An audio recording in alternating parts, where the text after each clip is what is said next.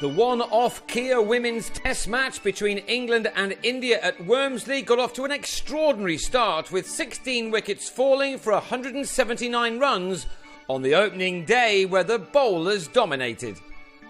Conditions were ideal for bowling in, and so it was a good toss for India to win, and they made the most of it as Nagarajan Niranjana trapped Heather Knight in front for a single in the fourth over. It was 20 for 2 as Knight's opening partner, Lauren Winfield, ended her debut test innings on 8 when she edged a drive off the same bowler behind. 8 of the Indian players were making their test debuts in their first 4-day game since 2006, and what a start they made, with Charlotte Edwards in her 22nd test falling for 4 as the impressive Niranjana struck for a third time. There was plenty of swing on offer, and that brought about the downfall of Tammy Beaumont, who'd padded up to become the third LBW victim. 30 for 4 became 49 for 5 after 20 very tough overs, when Lydia Greenway was another to see the umpire's finger raised after being hit on the pads, as Niranjana's opening spell brought her 4 for 11 from 10 mostly unplayable overs. This was not what England would have been expecting against this inexperienced Indian side. The only one to really deal with the bowlers and the conditions was Sarah Taylor, who tried to make the most of the fact that the opening attack had to take a break. Taylor had made 30 out of a total of 78 when she was the 6th to fall, yet another leg before victim, as the visitors were rewarded for bowling straight. Doing just that was Subhlakshmi Sharma, who then bowled Natalie Siva after she'd become just the 3rd to make it into double figures. Next ball, and Anya Shrubsole was also on her way back to the pavilion, another to be hit on the pads in front of her stumps as the umpires were kept busy by the accurate bowling. Debutante Sonia Adedra was the 7th LBW victim, a women's test match record, when she was trapped in front by Ekta Bisht for 1. A wicket which left England on 88 for 9.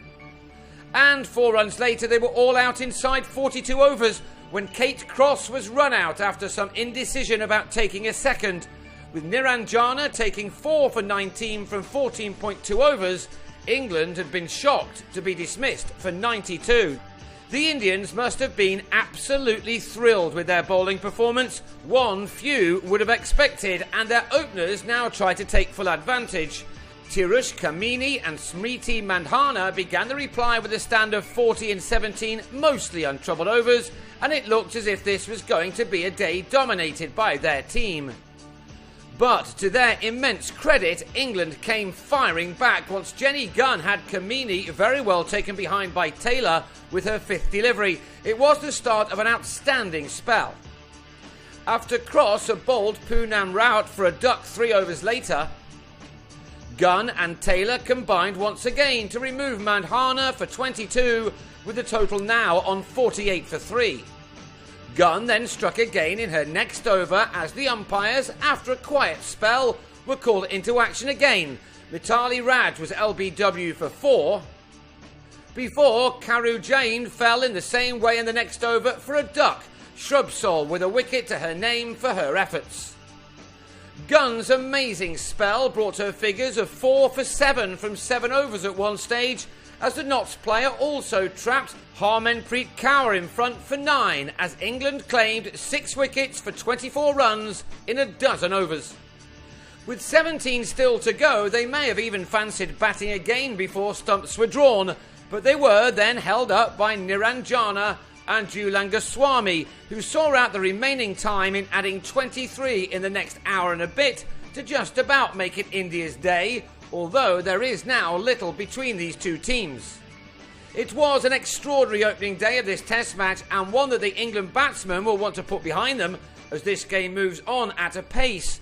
By finishing off the Indian innings early on day 2, Edwards' team will be confident that they can then bat themselves into a strong position as the second day wears on.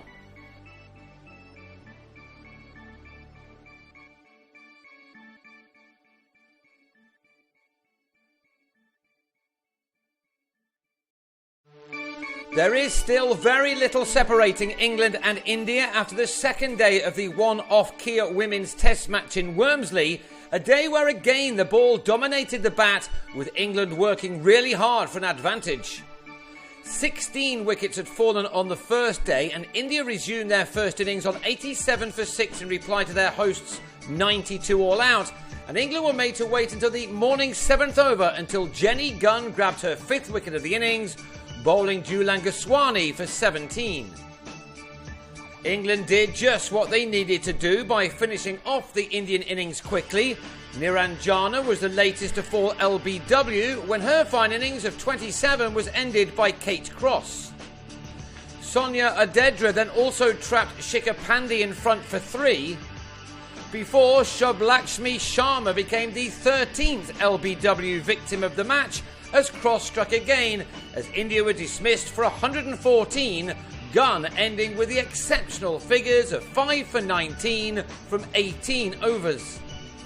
So the lead for the tourists had been reduced to just 22, but then Heather Knight was out to the second ball of the second innings, Goswami having her caught behind for a duck. Otherwise though, England appeared to have learned from their batting errors on the opening day. Lauren Winfield on debut played a lot straighter and in a more positive fashion, as she soon had her side into the lead in partnership with Tammy Beaumont. Spin was introduced early, but Beaumont dealt with it pretty well, as this pair took the total to 35 in 10 overs. Beaumont's innings was ended though on 12 as, yes you've guessed it, she was LBW to Ekta Bisht with the lead standing at 13. What England needed now was some inspiration from their captain Charlotte Edwards. She began brightly in partnership with Winfield, who was impressive and adapted to the conditions as well as anyone. Both played some pleasing shots as they started to build on that lead, and we began to get something of a balance between bat and ball at last. These two were able to take their partnership to 38 in 17 overs as their side at last began to take control. But some canny captaincy from Mithali Raj saw the runs dry up with spin on at both ends.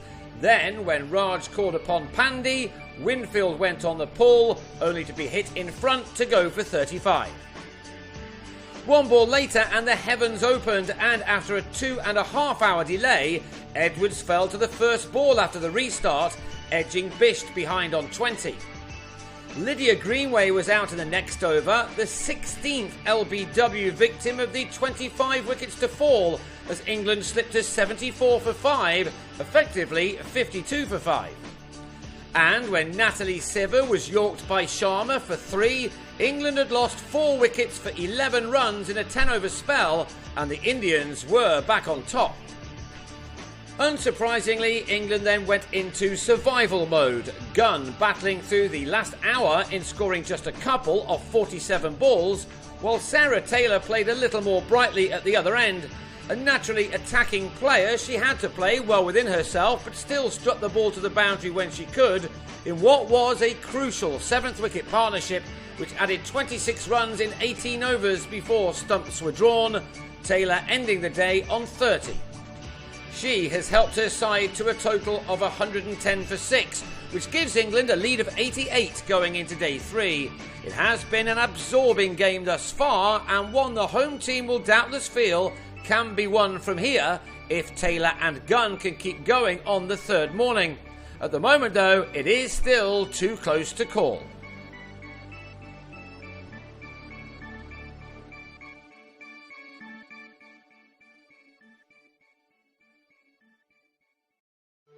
India perhaps just have the edge as the one-off Kia Women's Test match in Wormsley goes into a final day with both the visitors and England still hopeful of victory. England had battled really hard with the bat in their second innings to get to 110 for 6 for a lead of 88 as the third morning began, and Sarah Taylor appeared to be the one to hold the key. She began the day on 30, but in the morning's 5th over, having added 10 more to her tally, she was bowled by Subbulakshmi Sharma. Jenny Gunn had seen out the last hour on the previous evening in making only a couple of runs, but with Taylor now out, the Nottinghamshire player picked up the mantle. She has had a terrific game, having already taken 5 for 19 in India's first innings, with the spell which pulled this game back for England. After playing a role in adding 39 runs for the 7th wicket with Taylor, Gunn now had much the better of an important 8th-wicket partnership with Anja Shrubsole. These two batted out 25 overs in adding 58 runs, the best partnership of this match up to this point, but then Shrubsole's 70-ball innings was ended on 14 as she was the latest to be LBW. Gunn became the first player to secure a half-century in this bowler-dominated contest. It arrived courtesy of her 8th four, which was struck off her 150th delivery. It had been a mighty effort from the 28-year-old who's been playing club cricket since the age of 10. What she now needed was to keep going and for the tail to stick it out with her, as Shrubsole had done so well. Alas, they couldn't. Sonia Adedra nicked off to Julan Goswami, who ended with the impressive figures of 4 for 48. And then Kate Cross followed in a similar way off Shikha Pandey as England were dismissed for 202. Gunn ending unbeaten on 62 after nearly 4 hours of resistance. So India were left with a target of 181 for a wonderful win, although it was likely that they would have to do that without Sharma, who dislocated her shoulder in the field. The tourists were given the ideal start, however, through Tirush Kamini and Smriti Mandhana.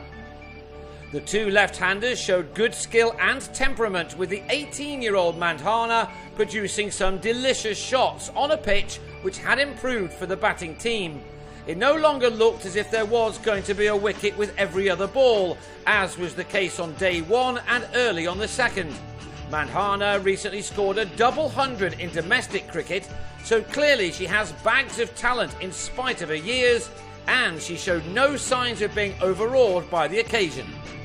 A comfortable win was on the cards for India as these two opened up with a stand of 76 in 34 mostly untroubled overs, but then Cross removed Kamini LBW for 26.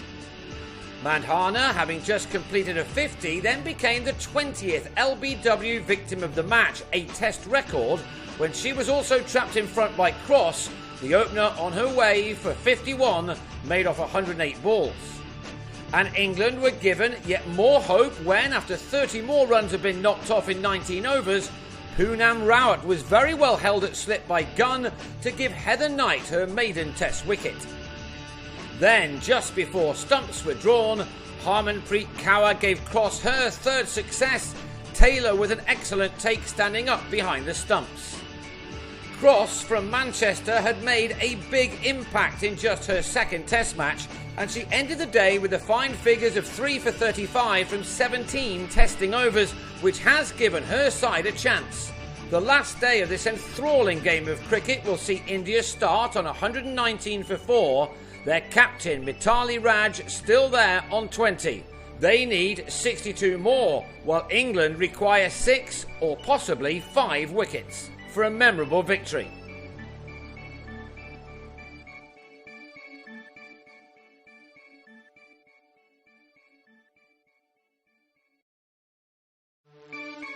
India completed a landmark victory over England in the one-off Kia Women's Test match in Wormsley. Mithali Raj and Shikha Pandey taking their side home to a 6-wicket win shortly before lunch on the final day of this enthralling game. The match was just about in the balance as the final morning began, with India on 119 for 4 in their second innings, needing a further 62 runs to beat England for the second time in succession. Their last victory, though, coming 8 years ago, the last time the tourists played in a test match. It was left to Raj and Pandey to hold their nerve, and that's just what they did, the pressure being lifted a fraction with each boundary that was found.